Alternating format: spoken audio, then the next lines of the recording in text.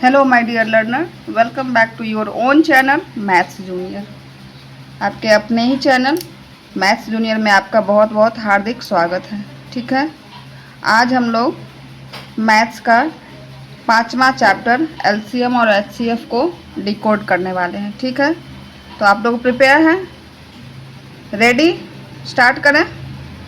चलिए, ठीक है, पूरी ऊर्जा के साथ हम लोग आज नए चैप्टर का शुरुआत कर रहे हैं। ठीक है, सबसे पहले हम लोग एलसीएम और एचसीएफ का फुल फॉर्म देखेंगे क्या होता है। तो एलसीएम का फुल फॉर्म होता है, क्या है? Lowest common multiple. ठीक है, और एचसीएफ का फुल फॉर्म होगा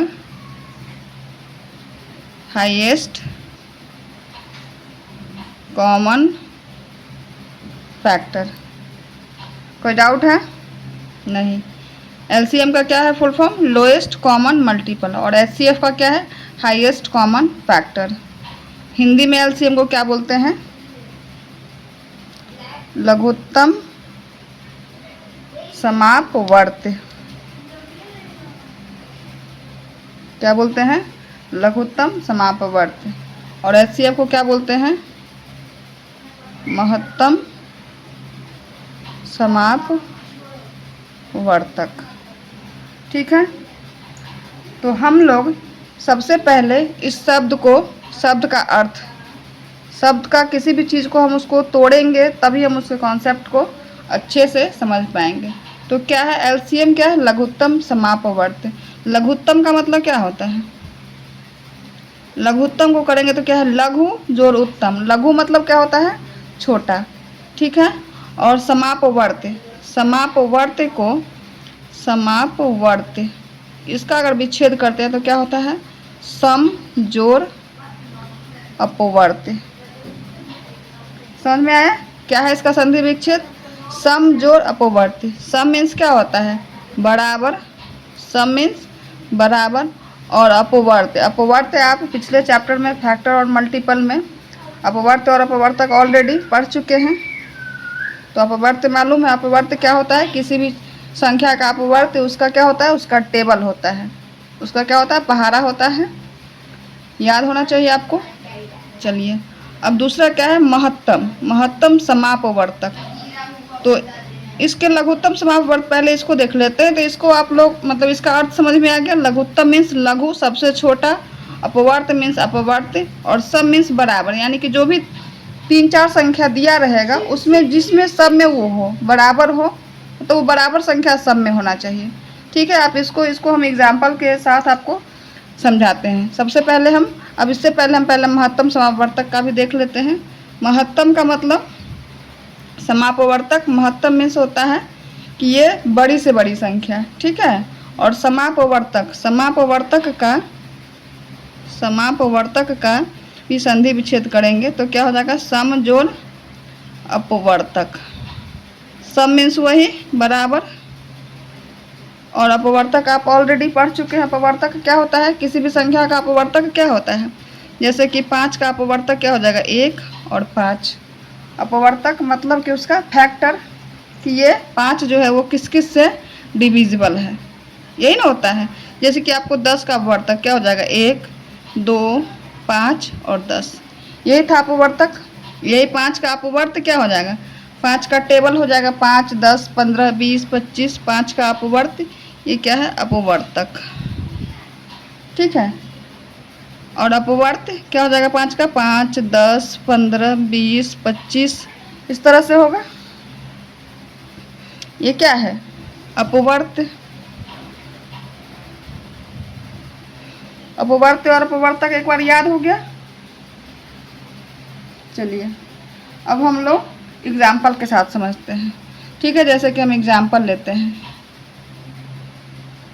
क्या लेते हैं? एक ले लेते हैं संख्या 16, दूसरा 20 और तीसरा 24।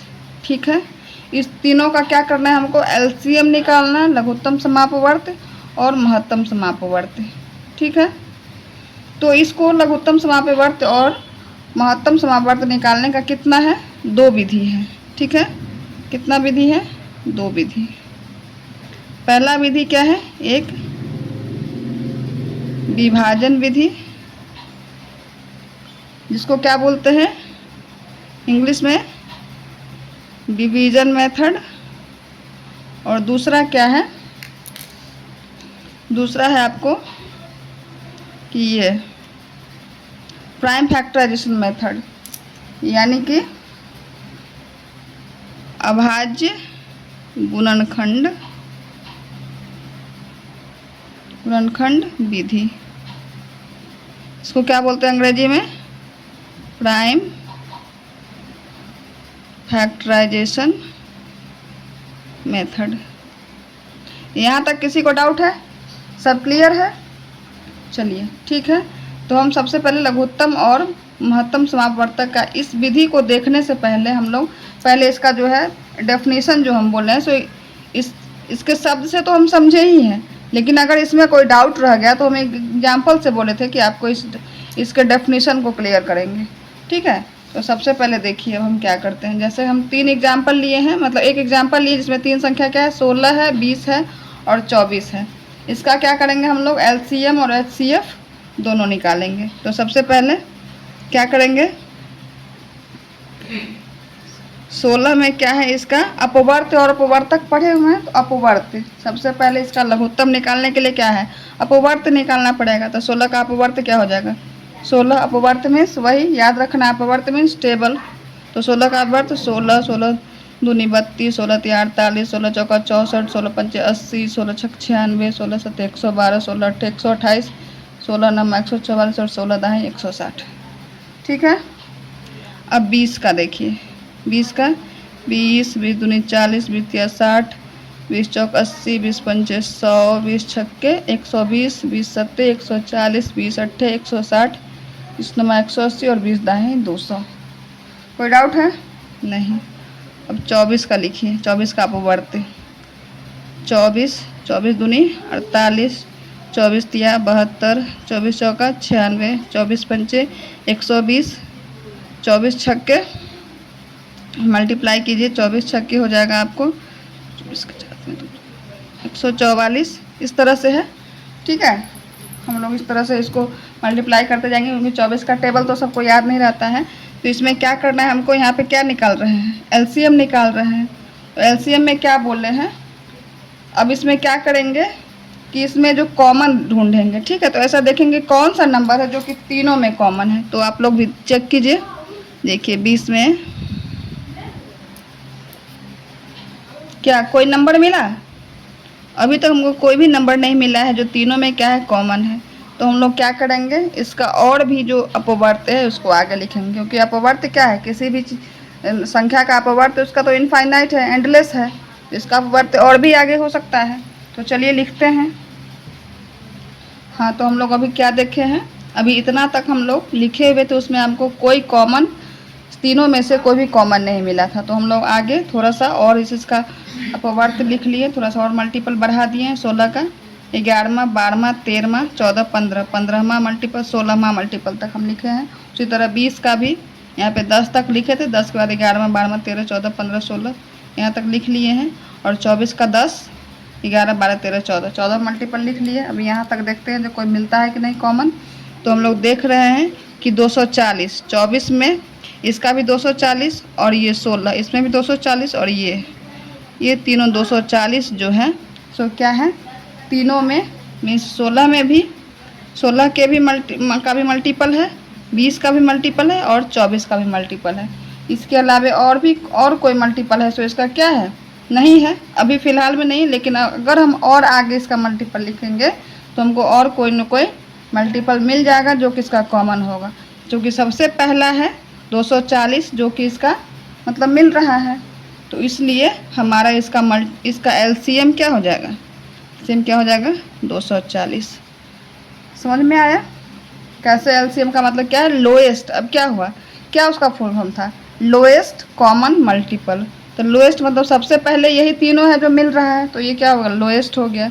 कॉमन हो गया, यानी कि तीनों में क्या है? उभयनिष्ठ है, तीनों में है ना? 16 में भी है, 20 में भी है और 24 में है, तो कॉमन हो गया। और मल्टीपल तो है ही, तो इसलिए इसका LCM क्या हो गया? 240 हो गया। अब आपको समझ में आ गया होगा कि लघुत्तम क्या होता है, किसको बोलते हैं। तो एक बार अगर डेफिनेशन कहेंगे तो इसका डेफिनेशन क्या है, किसी भी संख्या का लघुत्तम वह बड़ी से बड़ी संख्या होता है, मतलब वो संख्या होगा, मतलब अगर ये तीनों संख्या दिया हुआ, तीन जैसे 16, 20 और 24 का, तो लघुत्तम क्या होगा, तीनों से बड़ा होगा। इसका जो एलसीएम होगा, लघुत्तम समापवर्त वैसी संख्या होगी जो इस तीनों से क्या होगा, डिविजिबल होगा। समझ में आया। लघुत्तम समापवर्त जो होता है किसी भी संख्या का, किसी, तो वो क्या होता है, वैसी संख्या होती है जो कि इस तीनों से क्या हो, डिविजिबल हो। समझ में आया। अब इसी तरह से हम लोग अब HCF को देखते हैं। ठीक है, इसी संख्या का 16, 20 और 24 का HCF देखेंगे। HCF क्या है, हाईएस्ट कॉमन फैक्टर। तो इसमें क्या लिखेंगे हम लोग, कॉमन फैक्टर लिखेंगे। तो देखिए लिखते हैं 16 का कॉमन फैक्टर, 20 का और 24 का। इसका फैक्टर लिखिए 16 का, कौन कौन सा फैक्टर है, 1 फैक्टर मीन्स ऐसा संख्या जिससे कि 16 डिविजिबल हो। तो 1, 2, 4, उसके बाद 8, उसके बाद 16। ठीक है, इतना ही, 5 ही इसका फैक्टर है।